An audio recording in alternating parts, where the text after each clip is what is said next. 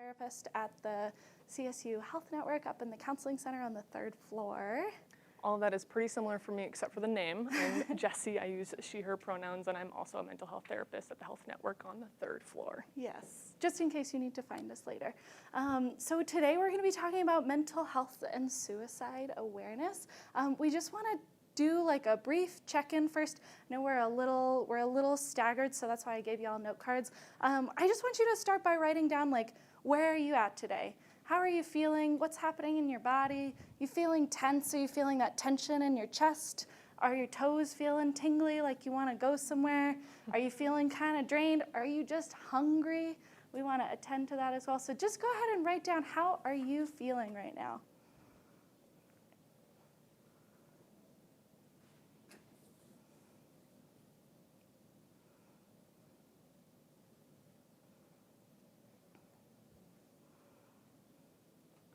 And then the next part of this, when you're ready, what are you hoping to get out of this presentation, given maybe just the title, Mental Health and Suicide Awareness? What are you hoping to get out of today? And alternatively, what's a question that you have for us today that maybe you're nervous to ask, but you're curious about?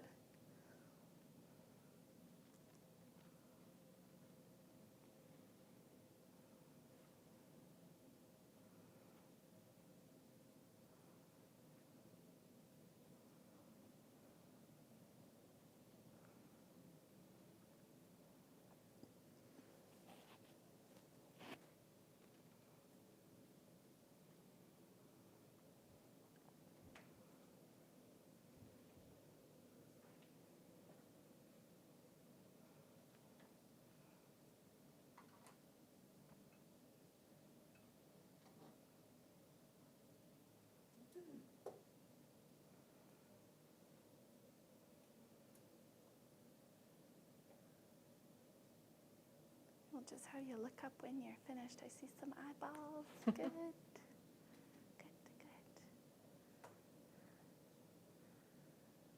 Okay, and we'll be coming back to this note card with a couple, a grounding exercise that we'll talk y'all through and have you write down so you have it to take with you. We'll come back to your question or what you're curious about towards the end of the session. If you still have that question or if we didn't answer it, you feel comfortable and you want to ask it, we would love for you to ask some questions. If you're wanting some resources or if you kind of have a situation going on with like, oh, I want to know how to help a friend, but I don't know how do I refer them? Like, feel free to hold on to that question and we're happy to answer anything that we can at the end of the presentation. Also, to check in, do y'all know each other? Are we the strangers in the room? We're the strangers in the room?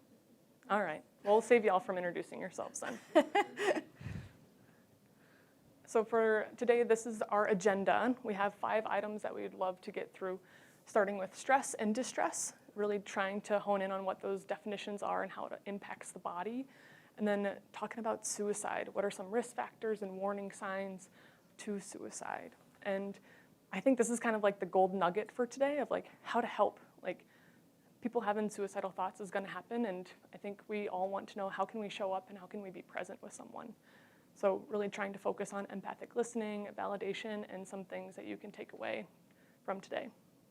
And then as Tina mentioned, we'll do a grounding skill, a grounding exercise to help somebody just be back into their body, be back into the room. And then we'll end with some resources and also some questions for y'all. So that's when the note cards will also come in handy if we don't get to everything. So stress and distress. What is stress? Do we have any volunteers of anybody who'd like to try to define that without cheating too much?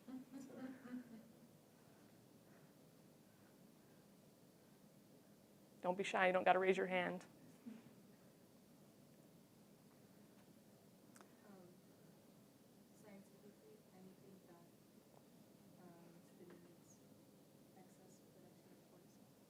Scientifically, anything that stimulates excess stimulation of cortisone, is that what you said? Cortisol? Yes, absolutely. It's something that happens in the body. And there's different parts of stress. We have stress and distress. Stress is inevitable. We have good stress, like I'm feeling right now doing this presentation. I'm connecting with something that I think is meaningful, but I would be lying to you if I said I wasn't sweating and my heart's beating really fast. And I call that good stress. That's eustress. And that is helpful. That's unavoidable. Hopefully when this event is over with, I will calm down. I will stop sweating. I'll be able to breathe a little deeper. But if that doesn't happen, that kind of switches from stress to distress. If that starts to linger longer than the event, that's when it has more negative consequences and can become more chronic and have more negative health effects on our body. And so that can really affect our heart, our brain, our immune system, our sexual reproduction system.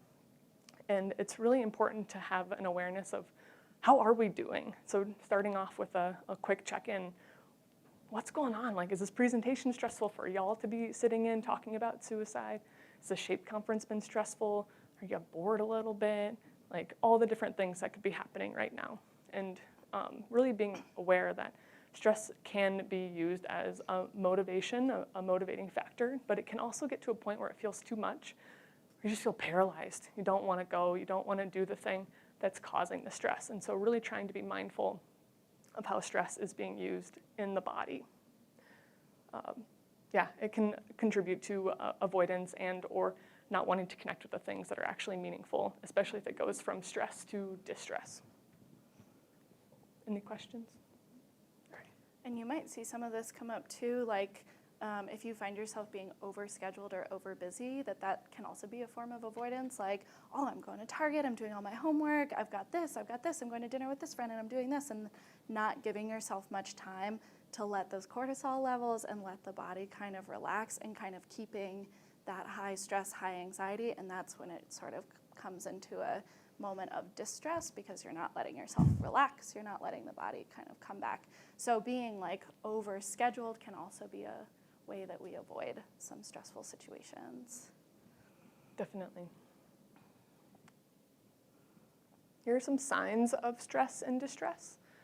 And so if you start to notice when you're checking in with yourself, the stress and distress is like leading to not wanting to hang out with friends or family. It's becoming to be too much, and it feels like I have to not be as stimulated.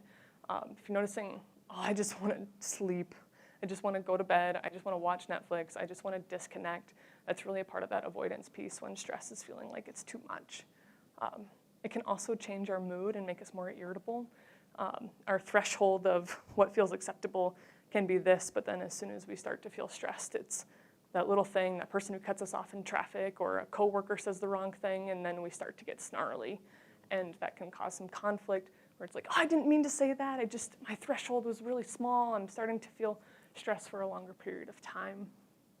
And also increase in substance use. Alcohol is something that helps down our system a little bit. So if you're feeling anxious, a drink might feel great, and then you might think 2 drinks feels even better, and that can really be a slippery slope. And so being mindful of the substance use too, especially when stress and anxiety is present. So it really is important to think about how this is affecting you and to find those like self-care strategies, those things that help better the stress management part of your daily lives, and especially for college students. So if we take these 2 different percentages here and add them, it's about 78% of college kids who report that they're experiencing more than average stress. That's a lot. Yes. Hi. Is that recent? Like, I'm curious if that's like pre-current, post-pandemic, right? But we're not there. I'm curious if like that's one of the. I love that question, and I believe it's from 2018. Okay. So it's not recent. Okay. I would imagine it's even higher. Yeah, and I'm scared to see that number. Yes. Okay. Yeah. Awesome question. We talk about like the transition stress that happens. So folks who've been virtual to in-person, and then in-person back to virtual, the inconsistency, how to make friends, like that's stressful. And especially when it's unfamiliar, so going from like a freshman and you're trying to meet all these new people, at first it feels good, but then maybe connections aren't quite working out. And when that event starts to feel longer and longer, it really does become chronic. It can lead to other mental health pieces. Yeah, awesome question. Any other questions or thoughts? Like, I think particularly like pandemic thoughts, like noticing like kind of more body tension, noticing like, a big thing that we talked with students about too is just like, I can't be on time to anything. And that really like makes me feel so anxious because like I forget how long it takes me to get places. And then I just think of the compounding sides of like, okay, I'm 5 minutes late to this class and I can't really settle in, and I'm thinking about how bad I feel that I'm late, and then all of a sudden I forget like, oh, I need to eat lunch, but I forgot to pack, so I need to go to the dining hall, and now I'm late for this next class and I missed the lecture and I didn't get my attendance, and all of that just spiraling. So I think that's an awesome question in the back about like what is happening to us post-pandemic too, because it is a lot of added life stressors on top of regular stress. Any other thoughts or anything you'd like to add to that? Go ahead. I'm curious to know your own experience. With stress? Well, with post-COVID, Yeah. you see lots of students. Definitely. I feel like, as Tina was mentioning, the pandemic has just really shifted things for folks, and transitioning to virtual work, to on-campus living, or just living in the dorms for the first time. It's stressful. And so I think in some ways people used to have these skills, or like in high school they had their go-tos, their self-care, their family, their friends that they've been around for X amount of years from a small town. So I was with my high school folks for 12 years. And so moving to a college town with new people, I think that it's like a recipe for disaster in some ways. And so that's why we really recommend building those social supports, being able to have community, being able to get involved in things that really help them feel connected. So clubs or different intramural sports and things like that. But I've been in college counseling before the pandemic and after, and it feels like there's a big shift. And I feel like it's a shift from stress to then anxiety, and it feels more chronic. And it's like, I never used to be anxious, but now I can't quite control this. Yeah, and I think there's an aspect of that like we're used to like regular life stress. We have coping skills, we have ways that we were managing that for a while, but then the stress never came down because the pandemic stayed. And so I think our bodies, our hearts, our minds, we could never quite sink into something with that constant level of uncertainty. And then I think the aspect of transition too that we see from folks that's quite challenging too is that we have a lot of systems and institutions that say we got to go back, we got to do these things, you got to work, you got to be in person, you got to do this, and it's almost like, I don't know, I might even say like a gaslighting process that we're still like, I'm not okay, but everyone says I'm supposed to be okay and that I'm working, but I'm not okay, and I don't show up in the same ways that I used to, and that is stressing me out because I don't know how to regulate my stress in the same way. So I think there's this like stress that sort of the individuals are experiencing, and then there's this really sharp pull back into the world that we used to be living in, and just kind of the expectation that we can do that. And I think that feels really invalidating for students. It feels really hard, and things just feel a little harder. So I think that's a lot of what we're hearing from students too. I don't know if that is matching some of y'all's experiences as students, or like as other folks kind of interacting with the student population, of just that pull between like, I'm trying to take care of myself and I'm supposed to be normal, but like, how do I be normal? Like, what is this? How do I do this? I think that's a great question. Thank you for asking it. Something I want to add too is like the rest piece, is that we haven't had rest. And rest is so important for us to recoup and recover. And I mean, we're still experiencing things with the pandemic. The health network right now, we're supposed to be masked. And you're traveling though, you're unmasked. And we're in this building, I almost feel naked when we're not wearing a mask. Yeah. But if you go just a couple, half mile across campus, mask. So it's really confusing, that uncertainty and the inconsistency, and how do we keep ourselves safe and others safe? And you add in other health, like intersectionality of maybe compromised immune systems or family members who don't have a strong enough immune system. It gets really heavy really quickly. You have the question? I was just thinking about the economy and how that plays a role with stress and distress. Mm-hmm. Yeah. Mm-hmm. Yeah, for sure. For sure. It's complicated and hard. Yeah. I feel like I'm up here and being like, we're supposed to be able to have answers, and it's just like, it's hard. Yeah. It's complicated, it's hard, it's unavoidable, but it's like time to talk about it. Yeah. Great questions. Thanks, y'all. So here are some of the preventative things we've touched on a little bit. Like social support is really big to help prevent stress and have better stress management strategies. Being able to have people that you can trust and confide in and depend on is so important. And movement. I feel like, so I'm a former student athlete, and I always thought movement had to be like, you work out hard an hour every day, and you like pedal to the metal. It doesn't have to be that. Getting some gentle activity and physical activity and exercise is all you need. Go for a walk, 10-minute walk. Maybe try to get 30 minutes of exercise a day. And it's been shown that if you get 30 minutes of exercise, even if it's like a slow walk, has all of these physical and mental health benefits. So that's my small plug for going out, getting a walk during your lunch break, grab a coworker, a friend, get outside. Colorado's beautiful. So really trying to connect with nature and with yourself in that way too. And any kind of movement too that comes from the hands, it can come from the head, it can come from just like moving the neck back and forth and just trying to release that tension. I think kind of doing a body scan of like, where am I feeling this? And can I sort of put some energy into that space, or can I kind of readjust or move that space a little bit? I think attending to the body in that way can be a really powerful way to have some movement and be intentional, again, without it having to be like, oh, I have to go outside and go for a 50-minute run, and if I don't make my best time, then I didn't get enough exercise. Like any kind of tuning into the body and getting a little bit of movement and slowing down for a little bit has huge health benefits for us. Yeah, even like rolling your neck or shrugging your shoulders or like getting bigger in a space. Totally. We spend a lot of time like this. Yeah, and like how many times a day do I catch myself where I'm on my computer and my shoulders are literally up to my ears and I'm just like, okay, hold on. Let's bring the shoulders down. Let's relax a little bit. What's happening in my body right now? Yeah. Yeah. Breathe. Yeah. And eating is also very important, being able to nourish your body. Sleep is huge, making sure you're getting enough sleep or trying to put the phones down, put the screen away, trying to really have an environment that allows you to get 7 to 8 hours of sleep.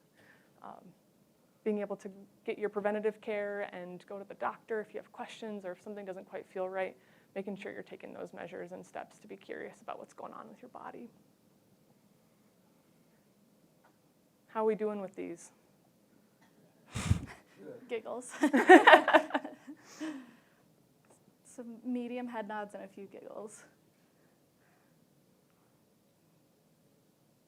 I think for me specifically, there is a lot of things going on in this world currently that is very, very scary, right? And so it's like an increasing world that is like a lot, excuse my language, a lot of shit is going on. Like, you get on social media and there's like news of like something going on, and it's like how do we persevere through that? Like I'm trying to be a better human in general and like in a lot of facets of my life, but how do I feel like this impounding weight of like the world honestly feels like it's like crumbling before us? Like, how do we come out of that, right? Like just like me being a recent grad, well I graduated in 2020, right? So the pandemic hit.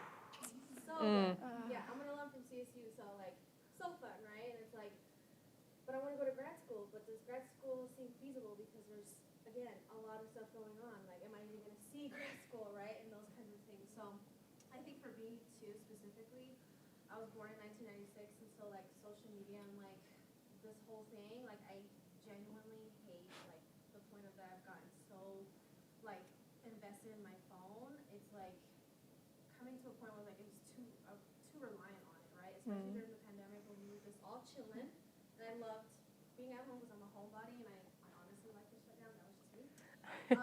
But yeah, it's just like how do we get out of that? Like it's so increasingly like you want to get out of this bubble and like reinvent yourself and really come out of this space, but like it's like how do you continue when you're like trying to fight everybody else and like the things that are going on, you know? And so yeah, that was a lot. Sorry. Yeah, I think you're really hitting the nail on the head of what Jesse said too, of like, we would love to come up here and be like, yep, this is the solution to the world feeling like it's ending.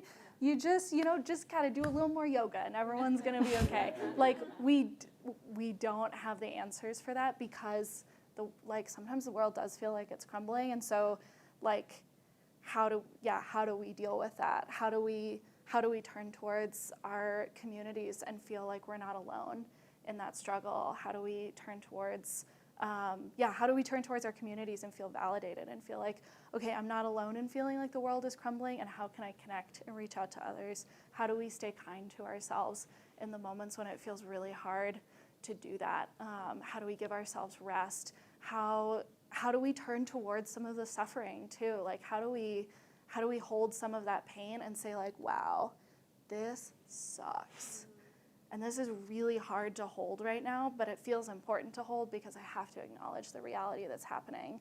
And then how do I take that and look at it in like real honest eyes and then say like, okay, now how do I have kindness for myself? How do I reach out? How do I take care of myself? How do I think about my values? How do I think about how I'm feeling right now? Which some days just feels impossible.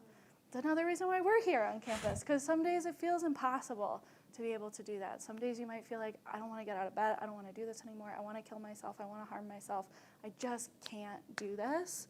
And you're not alone in that too, if you're having those feelings. Like, there's a lot of folks who are suffering in the world, and we're all here, we're all in this together, and you're not alone in that. So I think that's the hard question. How do we keep going forward when things feel impossible?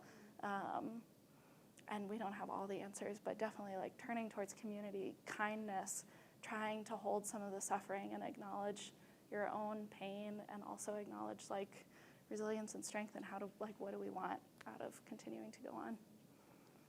Thank you for saying those things. I even want to just acknowledge like the state of our world right now with the school shootings and things that have happened in Texas.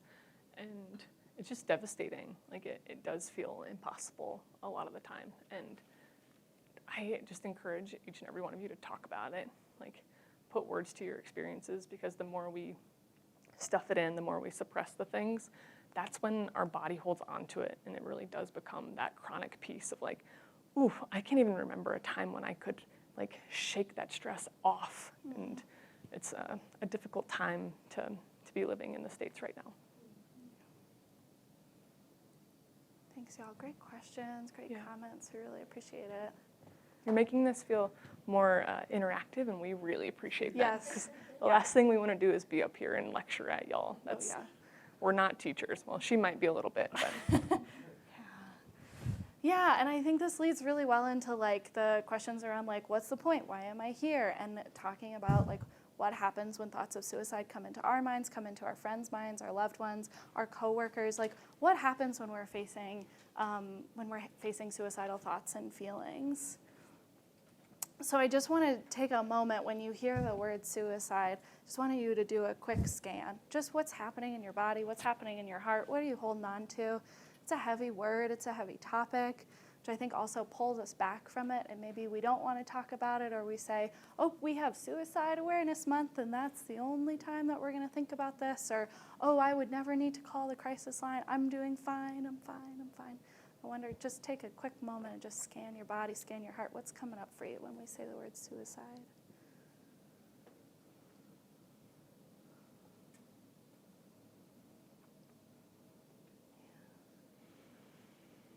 So we just want to go through too, what are some examples of things that people could be saying or that you might be thinking that might be like, oh, this is kind of alarming, or this is different from what I'm normally like.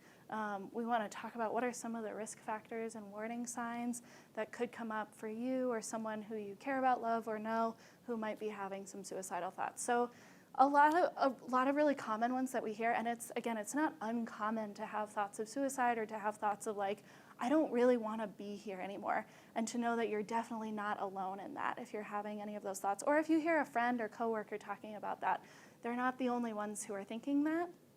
Some of those might include like, I just don't want to be here today. And it's a little more chronic than like, I don't want to get out of bed, or like today feels kind of hard, but I can persist through anyway. Those thoughts maybe feel a little deeper, a little heavier, a little more stuck. Feeling of like, I don't really want to be here today. What would happen if I just drove my car into traffic? What would happen, what would happen if I took the gun out of my parents' house? What would happen if I did these things. So that's kind of where some thoughts of suicide might start and what they could look like. Again, these are not uncommon thoughts for people to have. A big one that we hear is around like, I don't know if I want to be here anymore. And some of that is a little existential dread, like what is the state of the world? And then when that starts to be a little more chronic, when that starts to be something that you're thinking about daily or you start hearing from a friend pretty frequently, then maybe our ears can perk up a little bit and we can approach it with some compassion and some curiosity of like, could you tell me more what you mean by that? And Jesse's gonna go through like, how do you talk with someone when you start, when they start telling you some of those thoughts? So some risk factors that we might see among, again, for you, folks that you love, colleagues, coworkers, feeling like an outsider or having a recent loss. So kind of feeling isolated, not having a sense of belonging or a sense of community, feeling like a burden, saying like, oh, well, people would be better off without me, or oh, if I wasn't here, like people wouldn't have to take care of me or people wouldn't worry about me, that kind of language. And then an increased tolerance to pain. So kind of losing a sense of like, oh, if I did this, this might actually hurt me, this might hurt my family. Self-harming is one of the risk factors, so any cutting, pinching, those kinds of behaviors that you're harming yourself maybe to try to feel some pain or to cope with a deeper and bigger pain that's happening, and a previous attempt. So if you know someone who has attempted suicide before and they're starting to have more, they're starting to have some of these more risk factors, or they're starting to self-harm again, it might be a time where, again, your ears are perking up a little bit. You're probably feeling a lot in your body when that happens too. I've been a therapist for about 8 years, and when folks still come in and they're like, I don't know if I want to be here anymore, I feel my body get tense. I feel that in my heart. I feel kind of scared. I feel overwhelmed still, and I've just had a lot of practice at regulating that. But hearing that for the first time or hearing that from someone, you're probably going to feel pretty scared or pretty nervous. You might feel like the blood rush to your face or be like, I don't know how to talk about this. Is this okay? Maybe I'll wander away from that. Kind of noticing that those feelings are happening could be a space for you to lean in and be like, whoa, that sounds kind of intense. Do you want to talk about it? Or like, oh, I heard you say like people would be better off without you. Like, do you want to talk about that? That seems kind of intense. Or like, hey, I noticed you said that you used to cut in high school and you started cutting again. What's going on with you? And those are really hard questions to ask. I want to make sure to say that. Those are hard questions to ask. Those are painful. Those can be really scary. Again, they can make you feel sweaty. They can make your heart pound. And that curiosity and kind of leaning into that could be a really important way to connect with someone if you're seeing some of these risk factors happening.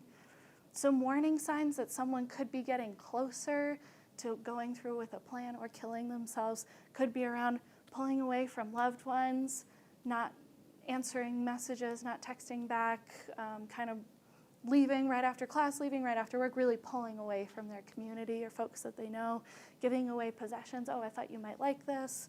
Oh, I don't need this anymore. I'm not going to use this anymore. Again, paired with some of that, like, oh, I'm kind of worried about some of the language you're using and you're starting to give stuff away. What's happening here? What's going on? Making a plan. So someone might say, you might hear different language around like, oh, I could just drive into traffic versus like, I know on Elizabeth Street, this light turns and there's usually someone who turns and I want to run into this tree at 60 miles an hour. Or I want to go to this specific place and buy a gun and I know what kind of bullets I'm going to use. And I know some of this language, again, this might be really intense hearing this from me. This might be like kind of a lot to sit with too, so I want to like slow down for a moment. But these could be things that folks might tell you, you might hear, or maybe something that you've thought yourself. So we want to really bring that to light and be as explicit about it as possible and not say like, oh, I think you'll be fine and I guess we'll back away from this. We want to try to lean into it, try to keep yourself and other folks safe. I also want to just interrupt real quick and say that this is a heavy topic, and by no means do you have to be seated in this room, and if you need to take a break or take a lap or get a drink of water, feel free. So just wanted to check in and let y'all know that's an option too. Thanks, Jessie. Of course. Yeah. And one of the last warning signs that we might look for is a sense of euphoria or relief. If the person knows like, oh, I have an escape, I have a plan, I could kill myself and this is a way that I can get out of this, you might see that they're elated because they know that they are going to have relief from their problem. So again, we're leaning into that curiosity. Maybe our bodies are telling us something about what could be happening with this person, of like, I feel really worried about this person and they're like super stoked about everything right now. And leaning into that curiosity again, like, hey, I noticed you were really struggling for a little bit and now you seem to be doing better. Like, what's going on with that? Like, how are you doing with that? But again, these are just sort of patterns to notice for you to listen to your bodies and your hearts of like, what is going on with me? What could be going on with a coworker, a loved one? And how can I lean into that? How can I acknowledge like, this is a really hard, uncomfortable conversation that I might have trouble having with myself or having with someone else, but how do I kind of challenge myself or be brave to maybe ask someone how they're doing or reach out to someone? How are we doing? Maybe a quick check-in, like, this was a lot of information, a little bit heavier. How are folks doing with some of this? And fine if you just do kind of a silent check-in with yourself on how you're doing. Don't forget to breathe. Yeah, that was a good deep breath. Good. Questions or thoughts as we're going through this part? Or concerns?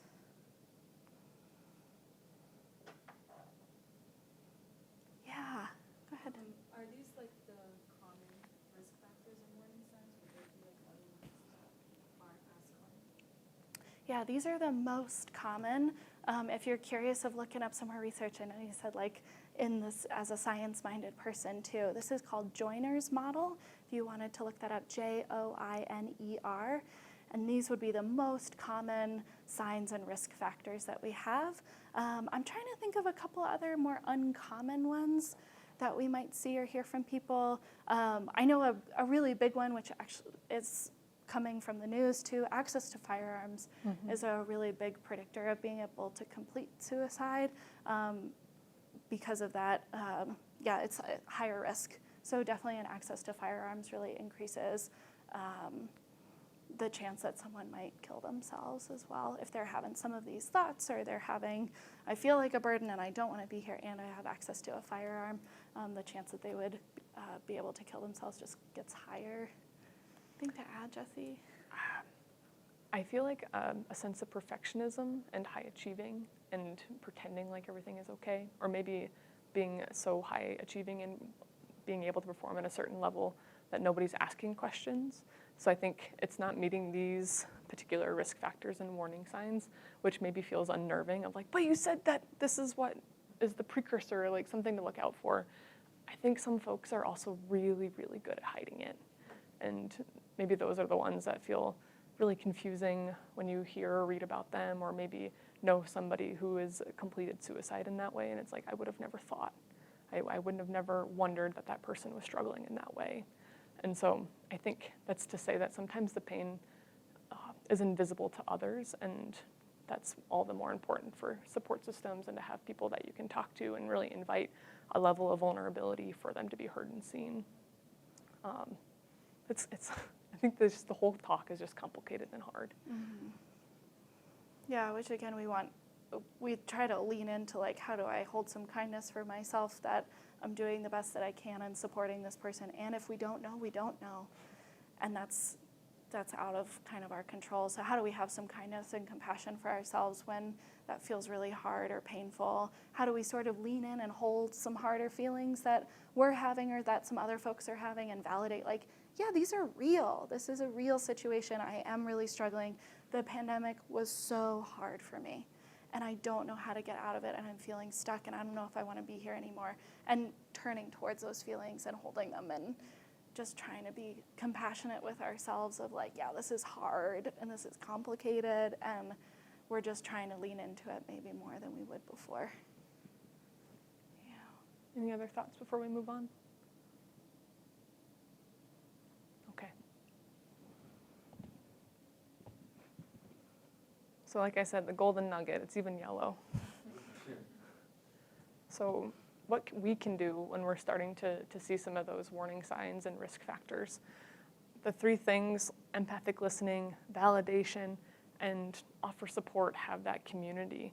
And so I think like the empathic listening, like maybe we all say like, listen, like actually listen to your people, but don't be listening on your phone or listening while watching Netflix or Hulu or in a really loud place. Like, be intentional. Listen, be able to reflect back what you're hearing, being able to nod and have your body language engaged in the conversation. It's really a felt difference when you're present with someone. And validation. I think one of the biggest things too, if somebody takes that step and says, hey, I'm experiencing some suicidal thoughts, or I've thought about killing myself, that first response, if you're the first person that gets told that, that's heavy. And that response in talking back to that person is huge. So not to put too much pressure, like I said, the topic's already hard, but being able to say, that makes sense. Like, of course you want to break, like life is really hard. And being able to not make them feel maybe even more isolated and alone than they already are.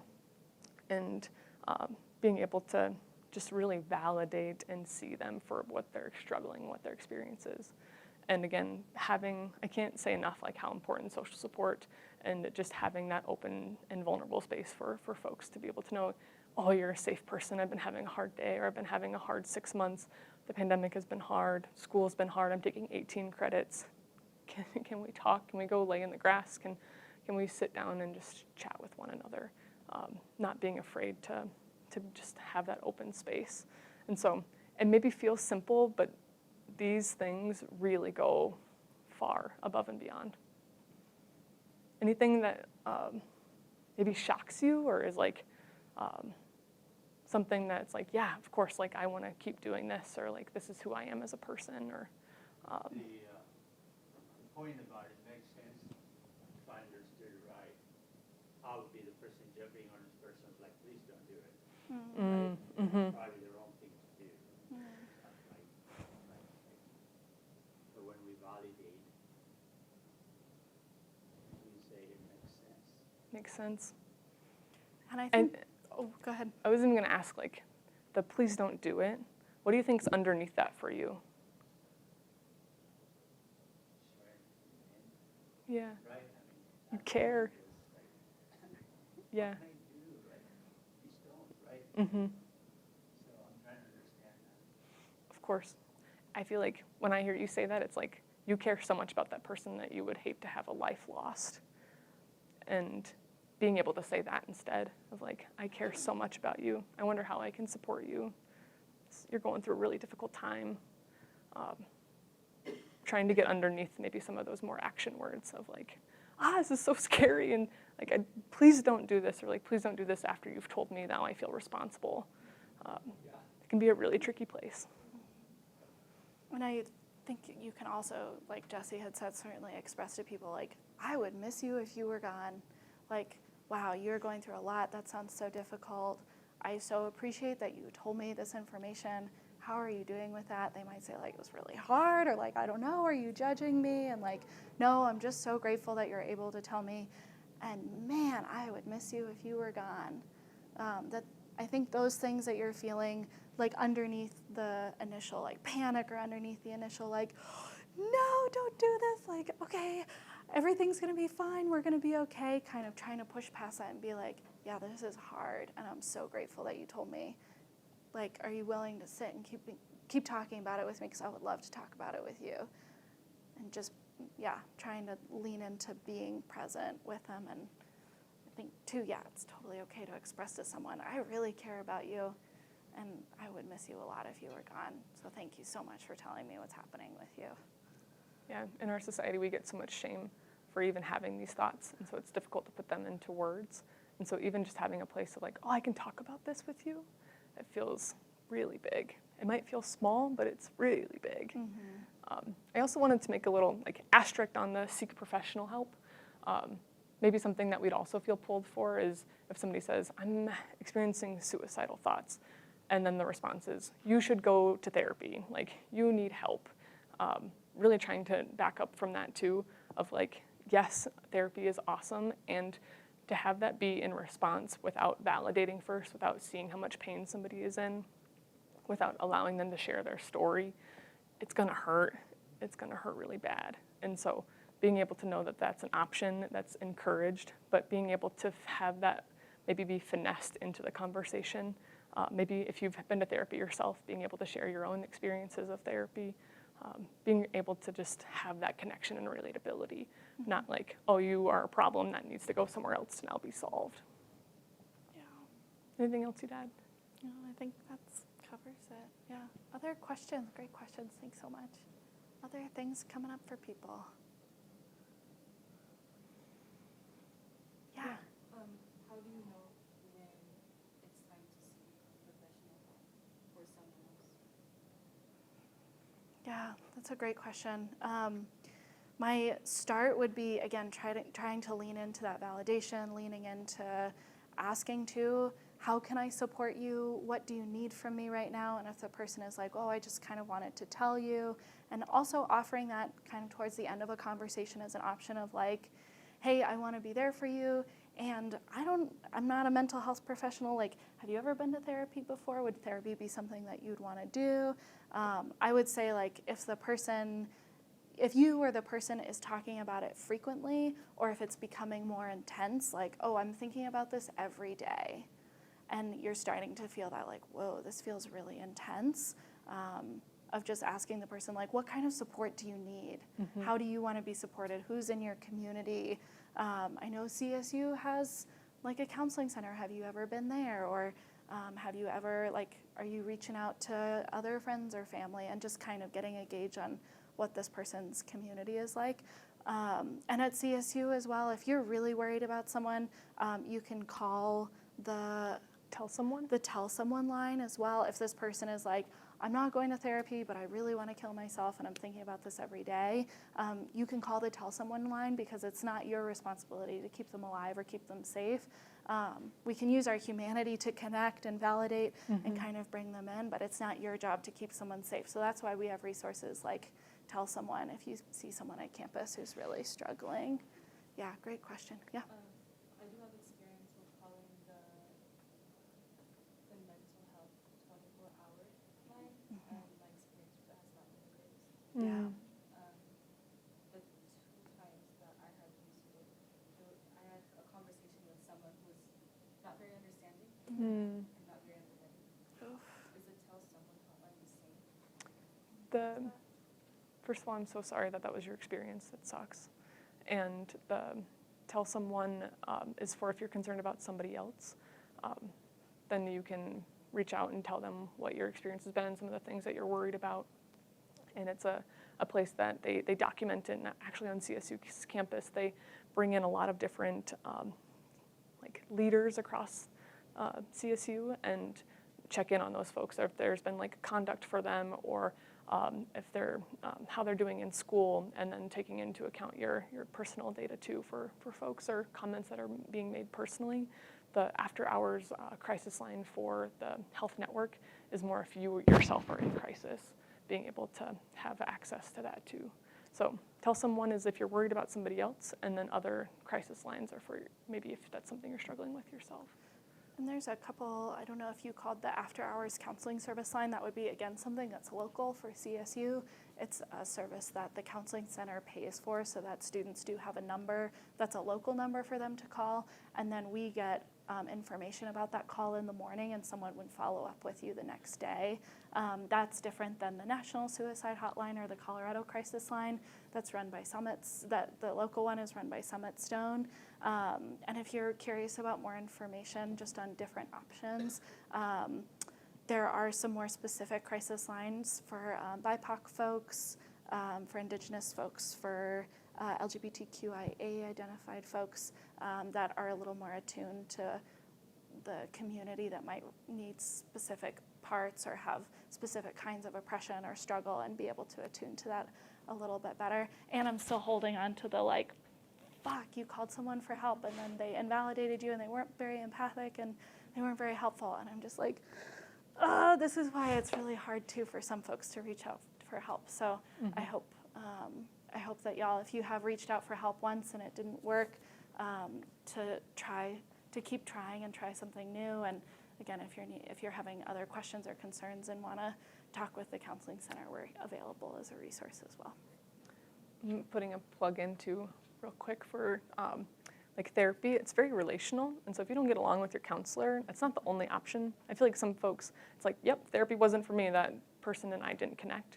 it's like a haircut. Like if you have a bad haircut, you're gonna go get your haircut again. You're gonna go find a new person, you're gonna make connections, and maybe you like them, maybe you don't, but you're gonna keep trying. And I really hope that that can be the mental health perspective too, that if you had a mental health person that you didn't connect with, that's okay, we're human. We actually love that feedback, and we'll connect you with someone after you maybe provide a little bit more feedback of who could be more helpful, especially at the Health Network. We have 70 staff. Hopefully one of those folks will be able to connect with you. You had a question? So I'm new to this institution, and I'm just curious about, like, if a student does need to go and get counseling, are there like wait lists or other things, or is that not really an issue here? Yeah, so the first funnel that we have is we have everyone come in if they're needing counseling service through our drop-in hours. It's every day from 9 to 4. In the summer, I think we go till 3:30, a little bit shorter, but every day 9 to 4.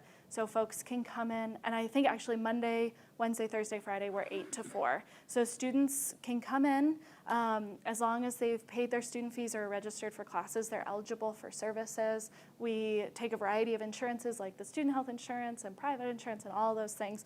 So I would say for students, walk in first, and then you sit down with a counselor for a 30-minute consultation to figure out what's happening with you. What are you needing? Did you go through a breakup? Did someone die? Are you having this existential dread about the world? Are you feeling disconnected from people? Are you having suicidal thoughts and you're like, oh, this is really scary, and they're getting more intense? And then we'll figure out how we can best support you, what services we have that will fit for you. We do a lot of brief therapy at the counseling center because we have X number of thousands of students and 70 staff. So a lot of what we do is briefer therapy and a lot of groups. Groups are the service that we offer weekly, which is awesome. Our group program is amazing. Adam Sargent, our group coordinator, is an incredible human being and runs a really amazing group program to feel that community, to feel less isolated and alone from other people. We have groups that work on interpersonal issues, emotional issues, anxiety, depression, self-compassion. We have support groups for BIPOC folks. We have support groups for women of color, for folks who are coming out and exploring their gender and sexual identities. So we have lots of different types of support groups and affinity groups and all kinds of things. And then we do offer individual therapy as well, and we kind of assess for needs based on insurance, based on have you done therapy before? Do we have access to community resources? Are you needing long-term weekly therapy? Awesome, let's get you set up with a community therapist that you can see weekly, and we're gonna support you along the way until we can get you to that. So we have students come in, we meet with them, we figure out what they need, and then we kind of plug them into different resources. And if it's not working, or if it's like, I tried this, but it was okay, come back and see us again. Just because you used one service doesn't mean you're done and you can never come back again. Come back and be like, I tried this thing, or I tried this group, and it didn't really connect with me. Or like, oh, this group was virtual. I tried it a couple years ago during the pandemic, and I didn't really like it. I don't know if I want to do this again. Oh, our groups are in person now. Come on in. Let's try another one. Like, what different group can we try for you? Or, oh, you're wanting more of a support group. So you can always come back in, even if you've been to the counseling center before. Great question. Yeah? Do you still have the psychological services center? Yes, Perfect. And they're community-based and like for CSU, right? you bet. Mm-hmm. Yeah, okay, cool. Yeah, good questions. And they have sliding scale fee too. Yeah. Yeah, I kind of jumped to the resource Yeah, page that's here perfect. since we were That's talking about that. perfect. So Tina touched on the in-person services and or virtual options, but the ones that are strictly online are the U at CSU, the Silver Cloud, and Nod app. So the U at CSU and Silver Cloud they can focus on depression and anxiety, or sleep issues that folks might be having. It's self-guided, it's module-based. But you can also get coaching involved with that. So somebody can check in with you to say, hey, how are you doing? How are these reflections going? How's the content landing? And if needed, get you connected with something else. The Nod app is for folks who are lonely and not able to find friends. It's almost like Bumble BFF, but for CSU specific. And so helps gets people getting to relate to one another. And then we have a whole gamut of mental health and well-being resources on our homepage. If you just Google CSU Counseling Services, it'll pop up.